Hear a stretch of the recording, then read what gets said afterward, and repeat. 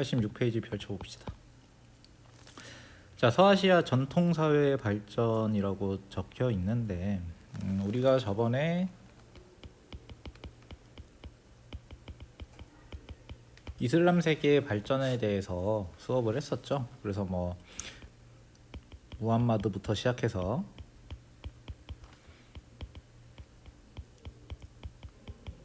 정통 칼리프 시대, 우마이야, 아바스 왕조를 거치는 시대를 우리가 수업을 했다라는. 그럼 연대로 치면 몇 년도 정도의 시대를 얘기하냐면 대략 600년에서 한 1200년 정도까지의 시대를 저번 시간에 이야기를 한 겁니다. 그래서 그 뒤를 잇는, 그러니까 같은 지역인데 서아시아 지역이니까 같은 지역인데 지금은 어떤 시대를 어느 정도 되는 시기를 이야기하는 거냐면 한 대략 1300년에서 한 1700년 정도까지의 시기를 배우게 되는 거예요. 이 시기에 서아시아를 지배했던 세력들은 다 이슬람 종교를 믿는 세력들인데 뭐 오스만 제국, 티무르 왕조, 사파비 왕조 같은 국가들이 대표적인 국가입니다. 그래서 우선 오스만 제국부터 얘기를 하자면, 자, 13세기 말이야. 13세기라고 하면은 1200년대겠지. 1200년대 후반기에 티르크 계통의 여러 세력이 여러 소국을 세워 겨루던 아나톨리아 지역. 이 아나톨리아 지역은 지금의 터키 지역인데, 터키가 티르크라는 뜻이에요. 그러니까 이 아나톨리아 지역이 지금의 터키 지역인데 이 지역에 티르크인들이 많이 살았던 거야. 원래 티르크인들은 여기가 고향이 아니고 고향은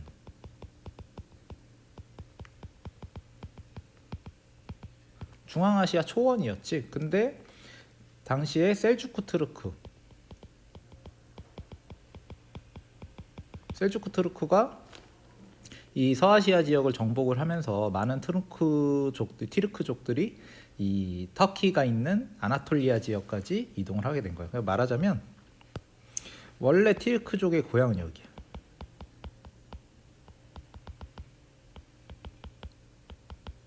근데 저번 시간에 배웠던 셀주크 투르크가 서아시아 지역을 지배하면서 진출을 하기 시작했고, 특히 셀주크 투르크는 비잔티움 지역의 땅이었던 이 아나톨리아 지역까지 진출을 하면서 오스만 투르크 제국이 나올 때도 이 지역에 티르크인들이 많이 살았던 거지.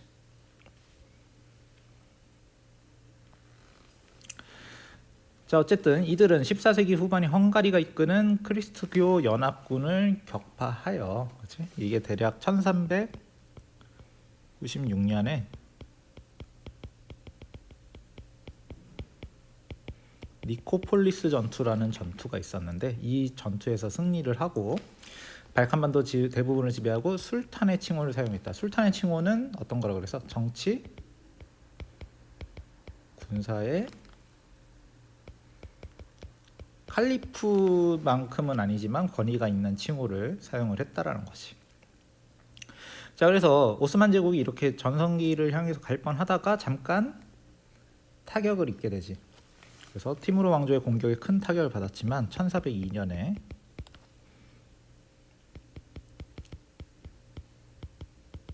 앙카라 전투에서 큰 패배를 당하게 되는데, 여기 나오는 티무르 왕조는 오늘 안에 배울 거예요. 88페이지에 나와. 자, 곧 체제를 정비했다. 그래서 메메트 2세 때는 비잔티움 제국을 멸망시켰다. 1453년에 멸망시키게 됩니다. 이런 왕의 이름은 좀 알아뒀으면 좋겠고, 자, 그래서 비잔티움 제국을 멸망시키고 수도가 된 콘스탄티노폴리스는 이스탄불로도 불렀다. 이 비잔티움 제국의 수도였던 콘스탄티노폴리스를 함락을 시켰기 때문에 1453년 이후에는 오스만 티르크의 수도는 콘스탄티노폴리스가 되는 거지. 뭐 티르크 말로는 콘스탄티니에 뭐 이렇게도 불렀다고 해. 자, 그러다가 이제 전성기가 슬슬 나오게 되는데 비잔티움 제국을 멸망시킨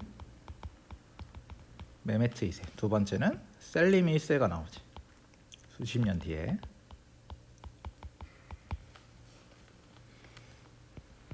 (1512년에서 1520년까지) 지배했던 셀림 2세는 1세는 이집트의 맘루크 왕조를 정복하여 아시아, 아프리카, 유럽 세 대륙에 걸친 대제국을 건설하였다. 무슨 얘기냐면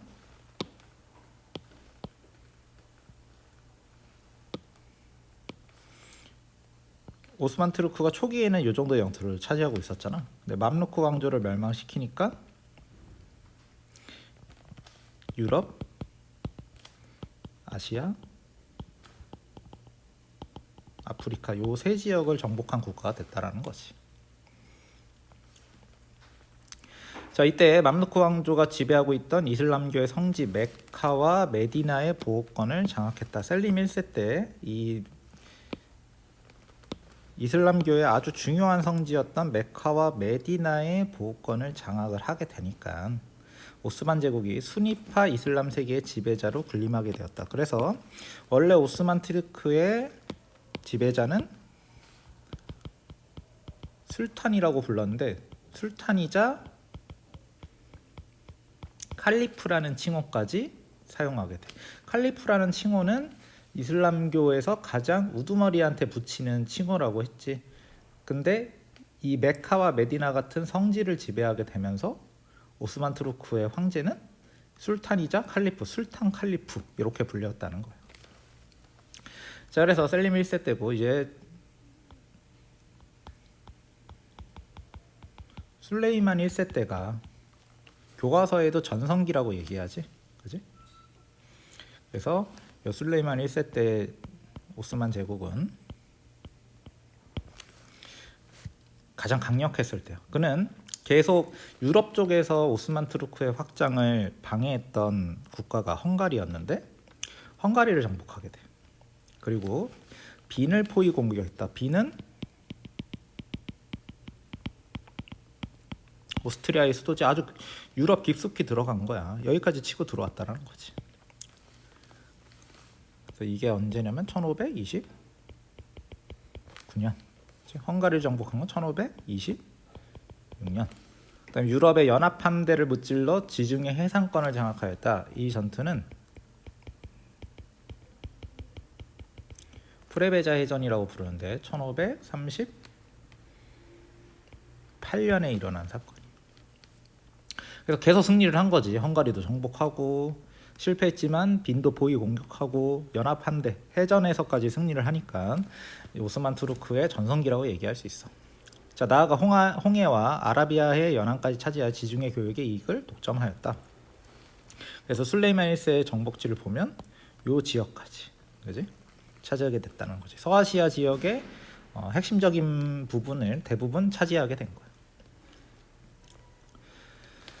자, 그 이후에 점차 쇠퇴하겠지. 이제부터는 이제 점점 약해지는 거야. 자, 새로운 항로가 이용되어 지중해의 중요성이 감소돼서, 새로운 항로라고 하면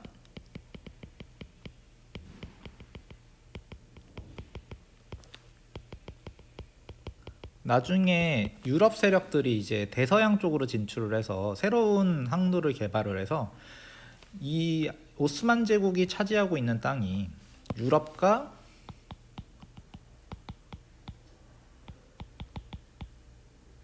인도의 중국 인도의 중간 부분을 차지하고 있었기 때문에 이 이슬람 세력 자체가 중개무역으로 번영을 하는데, 얘네들이 바깥으로 돌아가 버리니까 지구는 둥글잖아. 얘네가 지구를 돌아서 딴 데로 가버린단 말이야. 그래서 점점 얘네들이 차지하고 있는 교역상의 중요성이 감소하게 되는 거지. 자, 레판토 해전에서 패배하는 상황에서도 오스만 제국은 군사력이 우세했기 때문에 유럽에 공세를 퍼부었다. 하지만 17세기 말에 2차 빈포위 1683년에 마지막으로 한번 공격을 해봤는데 역시나 실패하게 되는 거예요. 그리고 헝가리까지 상실을 하면서 점차 쇠퇴의 길을 걷게 되었다. 그래서 오스만 투르크 제국은 1920년인가 계속 오래 버티긴 했지만 영토를 막 하나씩 빼앗기면서 나중에 멸망을 하게 되지.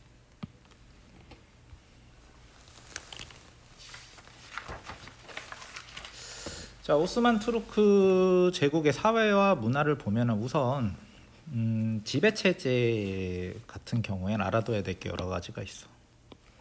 자, 표시를 하는 거를 잘 보세요. 티마르 제도라는 걸 알아둬야 되고, 데브시르메 제도, 그리고 밀레트 제도, 그리고 역시나 이 지역에 있었던 국가들은 동서교육의 요충지다. 이 네 가지를 좀 알아둘 필요가 있겠지. 자, 티마르 제도는 여기에 적혀 있듯이 군사와 관련된 제도야. 그 중에서도 기병과 관련된 제도인데, 자, 내용을 보면은 촌락의 집에 거주하는 기병에게 토지에 대한 징세권을 주고 그 대가로 전쟁에 참여하도록 한 제도다. 전쟁을 하려면 기병이 필요하잖아. 근데 이 기병을 어떻게 구했느냐?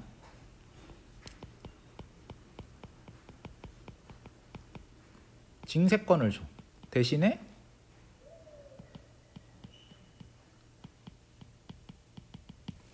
기병들에게 징세권을 준 대신에 너 전쟁 나면 말이랑 무기 가지고 전투에 참여해야 된다라고 규정을 해놓는 거야. 이게 오스만 투르크의 토지 제도이자 군사 제도인 티마르 제도라고 불러. 그래서 이걸로는 기병을 동원하는 거지. 근데 당시에는 기병 말고도 보병이 중요했기 때문에 데브시르메 제도라는 걸 시행하는데, 데브시르메 제도로는 예니체리라는 부대를 만들어. 이 사람들은 보병인데 아주 정예 군대야. 그래서 이 예니체리 군단은 데브시르메 제도로 인해서 징집이 됐다고 하는데, 어떤 내용이냐면 여기 봐봐. 교과서에 있는 내용을 읽어보면 기독교도 청소년을 징발하는 데브시르메 제도다. 그러니까 이 예니체리들은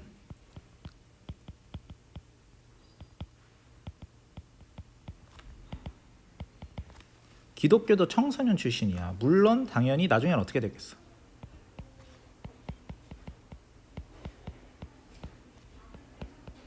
이슬람교도로 개종을 하게 되지. 그리고 이 예니체리라는 부대는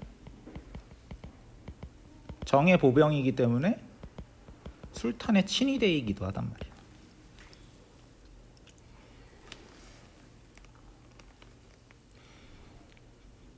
그래서 이 데브시름이 아주 특이한 제도지. 이슬람교도 국가인데 기독교도 출신들을 징집을 시켜서 물론 개종은 시키지만 가장 중요한 부대로 운영을 하니까. 그래서 이 데브시름의 제도가 그 오스만 투르크의 아주 대표적인 제도라는 거 알아두고, 자, 그다음에 오스만 제국 제국 내 이도교들에게 이슬람교를 무조건 믿어라 하고 강제하지 않았다는 거야. 이유가 뭐냐면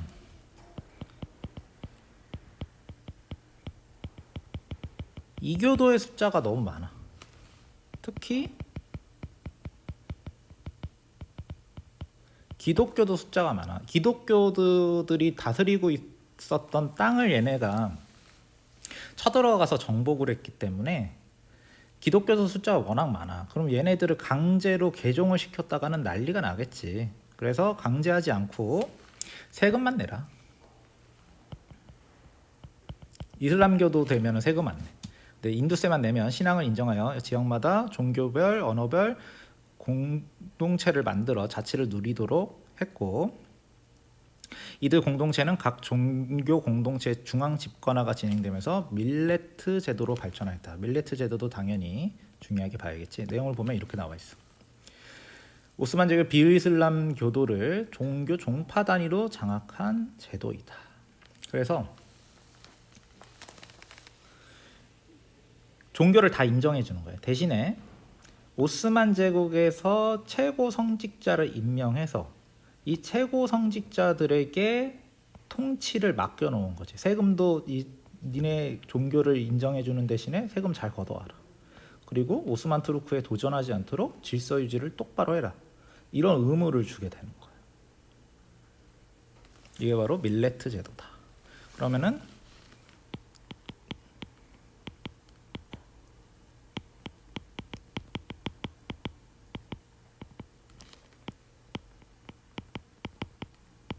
요 세 가지 제도를 당연히 잘 파악을 해놔야겠지.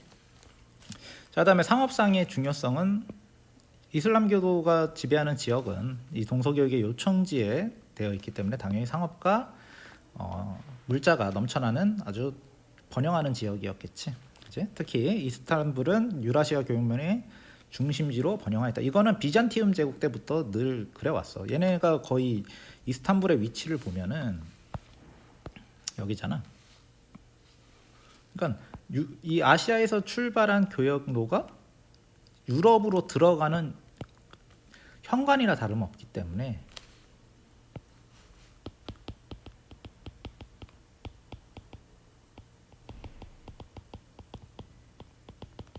콘스탄티노플이 중요해질 수밖에 없는 것이지.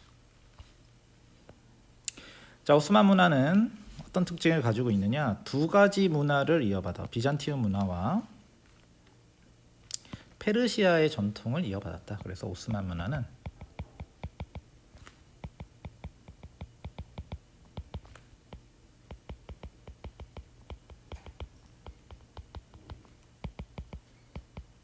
계속 발전시켰다. 그리고 천문학, 수학, 지리학 등 실용적인 학문도 발달했다. 이거는 이슬람 문화의 뭐 거의 기본적인 특징이나 다름이 없지. 그치? 17세기 후반부터 18세기 초에 걸쳐 문화의 황금기를 맞이하였다. 군사적, 정치적 전성기보다 살짝 늦게 온 거야. 얘네들의 전성기는. 그리고 이것은 술탄 아흐메드 사원인데 비잔티움 양식의 영향을 받았다. 콘스탄티노플에는 성 소피아 성당이라는 거대한 규모의 성당이 있는데 그 맞은편에다가 지어버렸어. 그러니까 영향을 받을 수밖에 없는 거지. 생긴 것도 거의 비슷하게 생겼어. 거의 이제 그 성소피아 성당만큼 우리도 대단한 건물을 지을 수 있다. 과시하기 위해서 이런 걸 만든 거지. 그래서 건축에서는 비잔티움 양식을 도입한 모스크가 건축되었다. 그게 요 사원이다라고 얘기할 수 있겠지.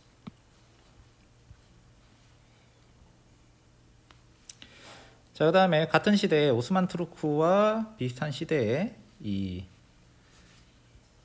이란 지역에서 예전 페르시아 영토가 있던 지역에 어떤 나라들이 있었는가 보자. 그러니까 요 서쪽 지역에는 오스만 제국이 있는 거야. 그럼 요 지역이 있을 거 아니야. 서아시아 지역에는. 여기에는 티무르 제국, 그 다음에는 사파비 왕조, 요런 나라들이 출현을 하게 되는 거지.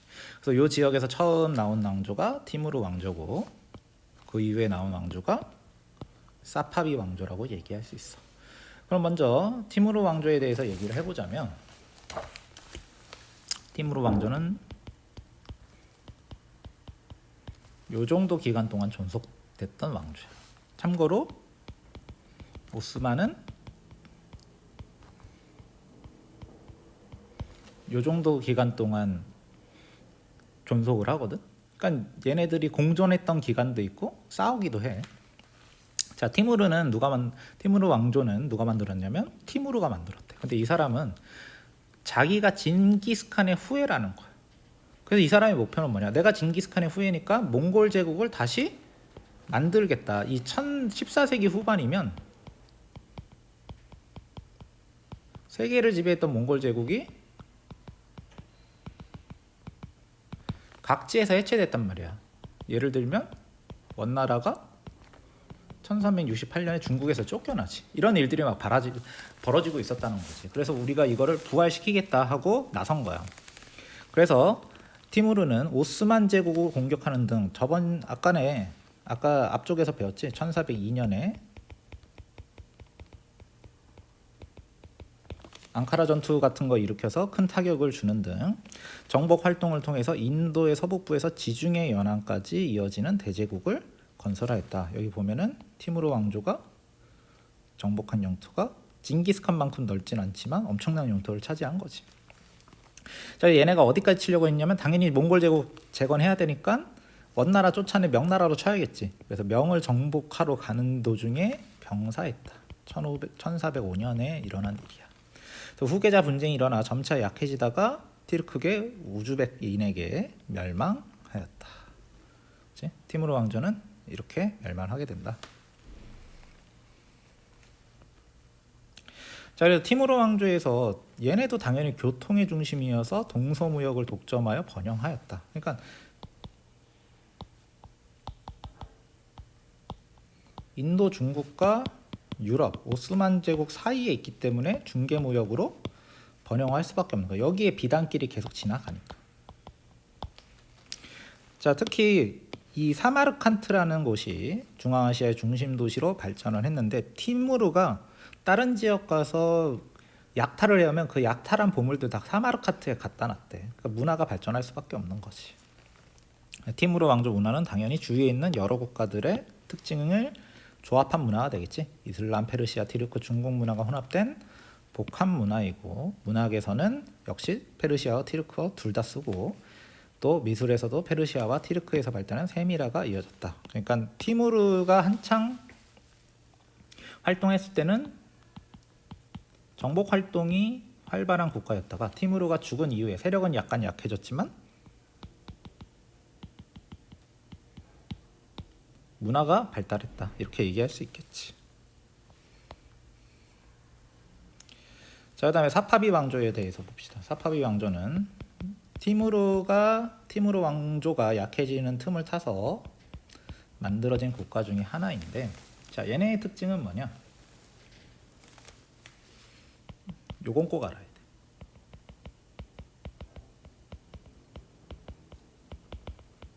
페르시아 민족 의식이 매우 강합니다.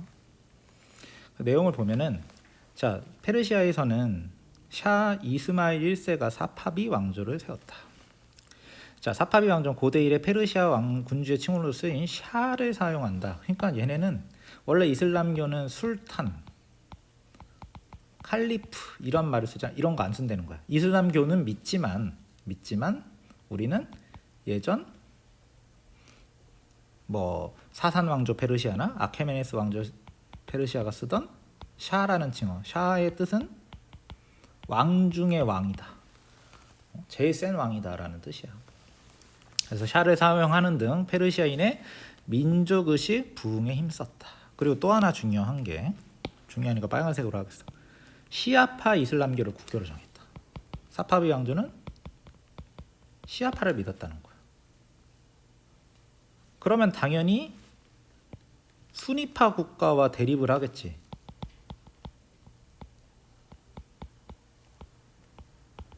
대표적으로 오스만 제국은 자기네가 지금 칼리프라고 자칭하고 있잖아. 얘네들이랑 대립을 하게 된단 말이지. 근데 이스마일 1세가 당연히 오스만 제국한테 쳐들어갔거든. 근데 졌어. 이 사람이 사파비 왕조를 세울 때까지는 전투에서 진 적이 없는데 이 오스만 제국과의 전투에서 사실은 지게 됩니다. 왜냐하면 오스만 제국이 당시에 연도를 보란 말이야. 1501년에 건국이 됐잖아. 그럼 이 시기면 오스만 제국도 전성기잖아. 전성기와 새로 생긴 국가가 한판 붙으니까 이 전성기인 국가가 승리를 한 거겠지. 자, 그럼 사파비 왕조의 전성기는 언제냐? 이때가 전성기인데 어떤 왕 때냐면 아바스 1세 때 전성기라는 거야. 그래서 수도를 이스파한으로 옮겼다. 이스파한은 지금도 세계 문화유산으로 남아있어서 굉장히 아름다운 도시래. 가본 적은 없지만. 자, 그는 아바스 1세겠지. 비단 산업을 국영 산업으로 전환하는 등 중상주의 정책을 펼쳤다. 중상주의 정책은 상업을 중시하는 정책을 폈대. 뭐 안 그래도 이슬람 지역에서는 이슬람 문화권에서는 상업이 발달했는데 상업을 더 중시하게 된 거지. 자, 다음에 오스만 제국에 빼앗긴 바그다드를 되찾아 영토를 넓혔다. 바그다드는 옛날에 아바스 왕조의 수도지, 그지? 바그다드라고 하면 이 지역인 거야. 자, 그래서 아바스 1세 때가 전성기인데 알아둬야 될 건 중상주의 정책, 수도를 이스파한으로 옮겼다. 그리고 영토를 확장했다. 이 세 가지를 얘기할 수 있겠지. 자, 하지만 이후에 쇠퇴하게 되는데, 쇠퇴하게 되는 건 거의 뭐 비슷한 경로로 쇠퇴를 하게 돼. 뭐 내분, 혼란, 그지? 반란, 외적의 침입, 이런 요인들로 인해서 쇠퇴를 하게 되겠지. 내용을 볼까? 자, 이슬람 법학자인 울라마들의 영향력이 커지면서 그들과 잦은 충돌이 일어났고, 사파비 왕조는 왕실 내부의 갈등, 내분이겠지. 혼란, 부족들의 반란, 외부의 침입, 아프칸족이라는 족속들이 침입을 해서 쇠퇴를 하다가 결국 1736년에 멸망을